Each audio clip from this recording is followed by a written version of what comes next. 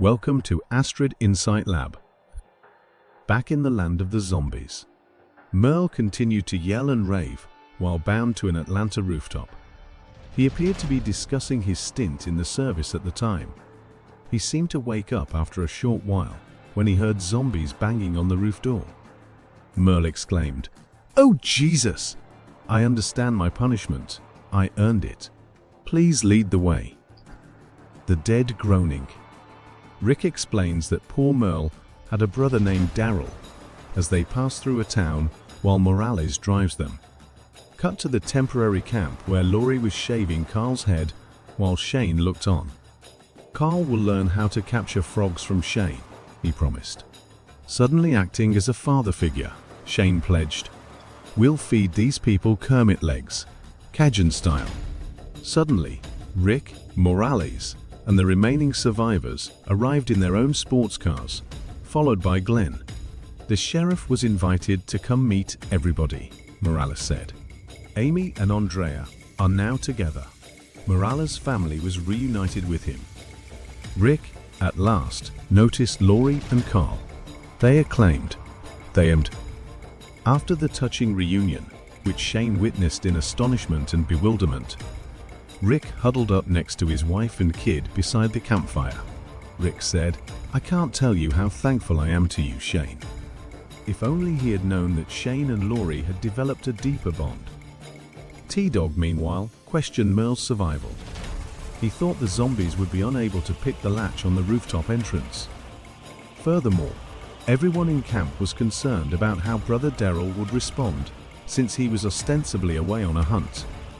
Later, in their family tent, Rick snuggled up to Laurie. She said, "Baby, I truly believed I would never see you again. I'm very sorry for everything, I promise." However, she was unable to bring herself to discuss the specifics of her most recent relationship with Shane. Rick gave his wife a deep kiss after that. She hesitated for a time before returning the kiss. Meanwhile, Shane sat by himself. The following morning, when Rick was moving around camp after waking up, he heard a scream. Carl had observed a zombie consuming a deer that had died. The monster was confronted by Rick, Shane, Dale, and Glenn, who beat it to death, again, with Dale severing its head. Daryl then went back to the camp. He used a crossbow to exact revenge on the zombie, whose head was still twitching after it had eaten the deer he had shot. Amy and Andrea groaned. After that, Shane grabbed Daryl aside and broke the dreadful news that Merle hadn't arrived back from Atlanta. Rick came closer. "Your brother was a danger to us all, so I handcuffed him to a roof." "He's still there," the sheriff said.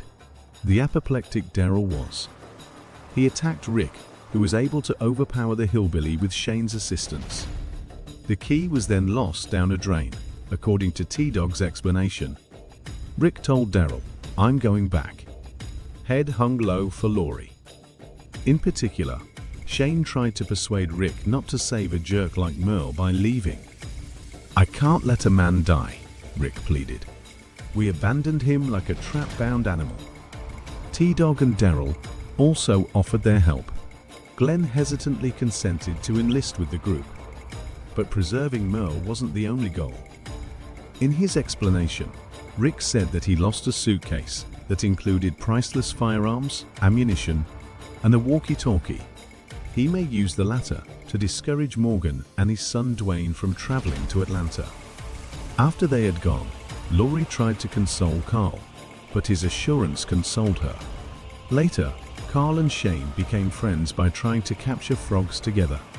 Jackie questioned why the women had been assigned to do the laundry. They then started talking about the aspects of their former lives that they missed. The ladies laughed when Andrea said that she missed her vibrator. When Ed, Carol's gloomy husband, arrived, their grins vanished. He reassured his frightened wife that this wasn't a comedy club. Then, even though Dale was undoubtedly secure with Shane, Laurie chastised Carl for leaving Dale's side. After Carl had left, Laurie became enraged with Shane. She said, "You stay away from me. You stay away from my son. My spouse has returned." He has survived. You're the one who told me he passed away, right? Shane was inconsolable. Outside of Atlanta, Rick, Daryl, Glenn, and T-Dog parked their truck. They decided to walk into the center of the city.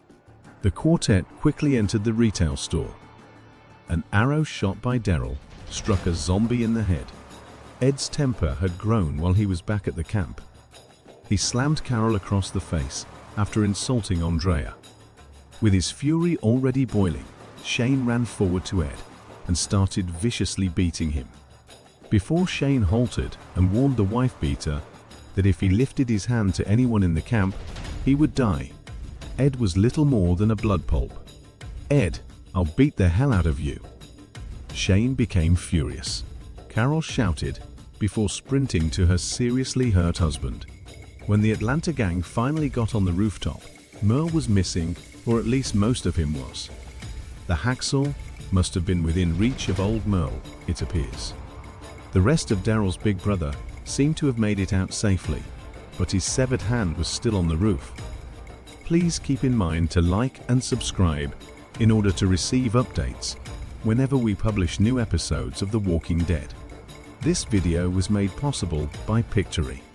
Sign up and use the promo code P1T6 to get a special discount. Find the link in the video description.